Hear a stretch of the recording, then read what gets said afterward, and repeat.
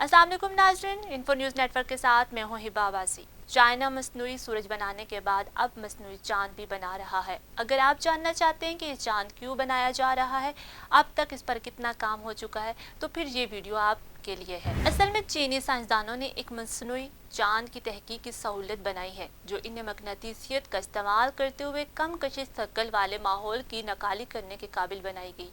ये सहूलत इस साल बाज़ाब्ता तौर पर लॉन्च होने वाली है। कशिश शक्ल को गायब करने के लिए 2 feet Qatar 60 centimetre vacuum chamber के अंदर ताकतवर मकनातीसी मैदान इस्तेमाल करेगी।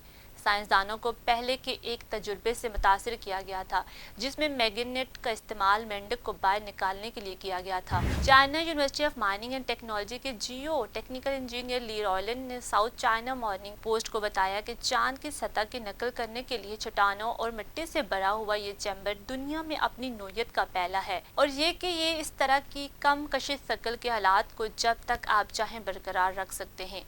तो अब आपके जहन में ये बात ज़रूर आई होगी कि आखिरकार चाइनीज़ चाहते क्या हैं और ये सब क्यों कर रहे हैं।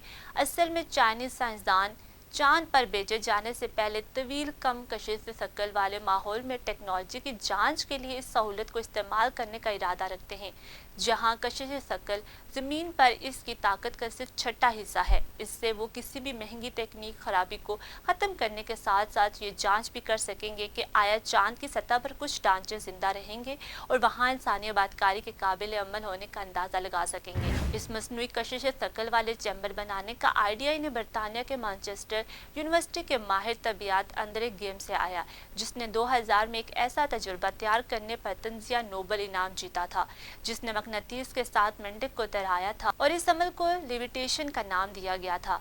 अब यही लेविटेशन ट्रिक मसनूई चांद के चैम्बर में इस्तेमाल होगी। चैम्बर में मुकम्मल होने वाले टेस्टों का इस्तेमाल चीन के चांद की तलाश को चेंज प्रोग्राम इतला देने के लिए किया जाएगा, जो इसका नाम चांद की चीनी देवी से लेता है।